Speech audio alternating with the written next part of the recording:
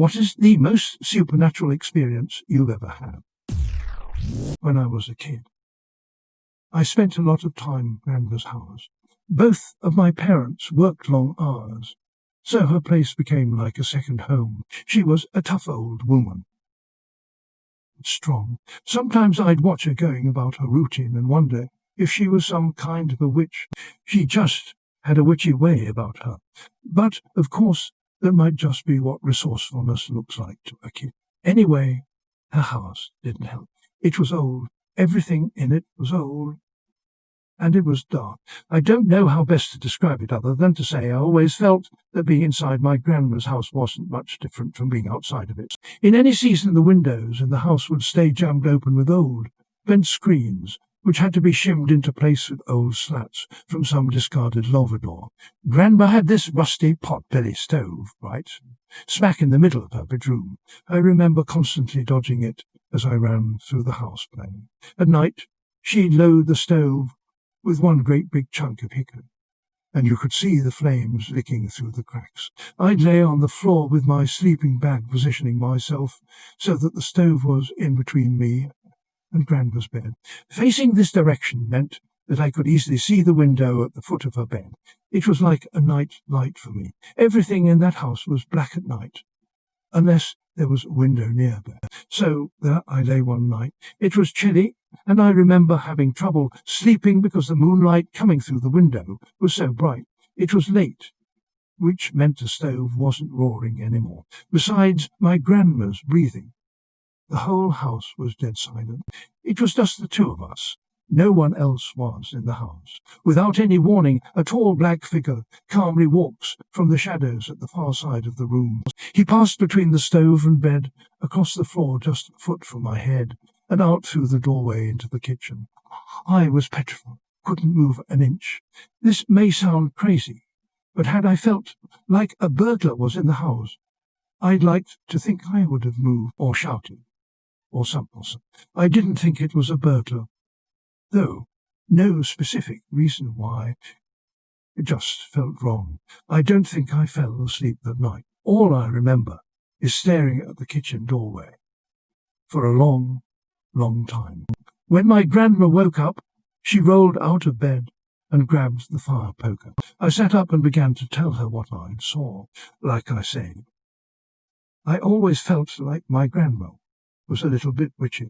After I finished telling her about the tall man, she just poked at the coals in the stove and said, haven't seen him in a long time. When I was between the ages of 4 or 6, I used to see a little blond boy through this mirrored armoire in my parents' bedroom. The armoire was big and wooden, but had mirrored accents and mirrors running all the way around the base. If I laid on the carpet in front of it and looked into the mirrors on the bottom, sometimes I'd see a little blond boy in a red sweater in the corner of the room, far away and a little distorted but still very clear. He would sit with his back to me, looking up the windows to the back.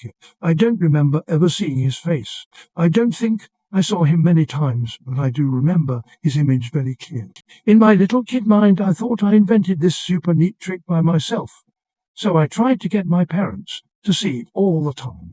They always refused, and my mum especially would get super mad at me for asking. I stopped seeing the boy when I stopped playing in their bedroom as much, and new mirrors shouldn't work. Like when I got older, I chalked it up to my overactive kid brain.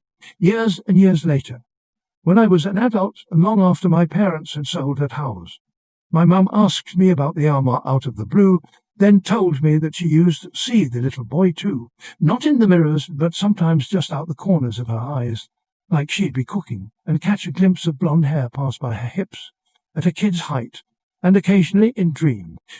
It didn't happen too often, but just enough to deeply freak them out. So, when I mentioned seeing the same little boy, my mum was just terrified herself.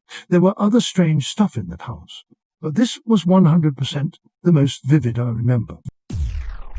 I used to do pest control. Went to a customer's business for the first time. As I walked in the office, I noticed some pictures that were supposed to be hanging on the wall were on the ground, and then saw some papers which looked like they had been thrown and scattered off a desk. I picked everything up so I could apply treatment to the floorboards and surrounding rooms. I then went to treat the only restroom in the office.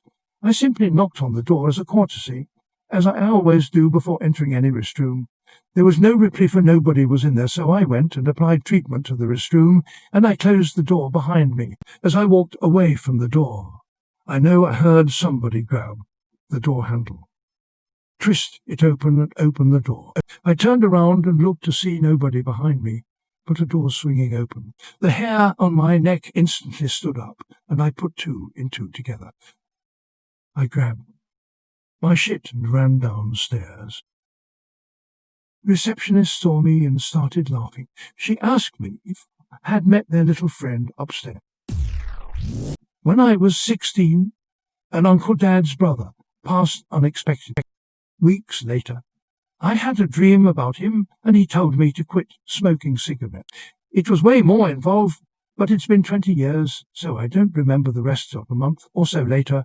I mentioned the dream to my parents, and my dad started crying, got up and walked away. Apparently he dreamed of talking to his brother too, and he told my dad that he, uncle, needed to talk to me. My best friend's dad, who was a second father to me, came to me in a dream and told me to tell my best friend that he loved her and that he was sorry. I woke up to my cell phone ringing to find it was my best friend, absolutely hysterical, telling me that he finally passed away from sclerosis. I sobbed all day. He was a drunk our whole lives, but it still hurt. My remote once jumped off the television by itself, the old-school box type of television, when I was watching with my girlfriend. Didn't fall or slide off. We actually saw it take a leap as if somebody threw it. We both just sat there being really confused before even questioning it out loud. When I was around 12, my mother had to go out of town for a bit, and she left me home alone for a few days. We lived close to relatives, so it wasn't a big deal back then. She refused to give me a mobile phone because she figured she could just call me on the landline if anything came up. She told me the date when she'd be back, and that was that. The date arrives, and I hear my mum knocking on the door downstairs, calling my name. My dog, who loved her, got excited when she heard her voice and ran down ahead to greet her. She got to the door, freaked the hell out, and ran back upstairs to me. I refused to go down and open the door. The phone started ringing, and the knocking stopped. I picked up the phone to hear my mum say, "Hey, I'm sorry. I have to stay one more day. Here, I'll head home tomorrow. Too long. Don't read." Someone / something pretended to be my mum. Didn't fool the dog. About a year ago, my coworker and I went to get coffee at a new coffee shop that opened up by our work. I was dealing with a lot of anxiety over my future. Anyway, while in line there was a woman in front of me. She was giving her order when she stopped mid-sentence and looks behind her to see me. She turns back around, gives the barista her order. After I give my order, she comes up to me and, "Hey, I know this is going to sound weird, but do you know a man named Jim?" Her words took me off guard because Jim was my grandpa. He died of cancer. He didn't live in the same state as I did, so I doubt he and this woman would have ever met him. I told her yes, he was my grandpa, and she told me that he wanted me to know that I needed to stop worrying because everything was going to be up. Hooked me crying in the middle of the coffee store in front of my bewildered coworker and a couple of strangers. I've posted about this before, but when I was about 9 years old, 1995, in the middle of a bright summer day, I went to the refrigerator to get a popsicle. Suddenly, a roughly teenage-looking guy with long brown hair, wearing a bead turtleneck and red plaid bell-bottom, turned around the corner into the hallway to my left, then vanished from toe to head as I looked at him. Told no one about it for years, until after my mother mentioned meeting the now-grown kids who lived in the house before us, who asked her if she'd seen the bell-bottom ghost. I live in a small village in Louisiana. Most women I know have had supernatural experiences of varying degrees. My mum's mom saw a ghost boy in her family home. My great-aunt Momo's sister heard God's voice at a cemetery warning her to stay in her car. My mum heard the disembodied voice of a little girl giggling and yelling mama. In Mormo's family home, those are all pretty par for the course, could easily be explained away by them eschewing things, or having a brief hallucination. For me, it was a little more substantial. I have crazy vivid dreams, the kind that have so much detail in them, that my more superstitious friends and family believe they aren't dreams at all, just glimpses into potential past lives. However, they've always just been dreams to me, sure. They were realistic in ways they shouldn't have been.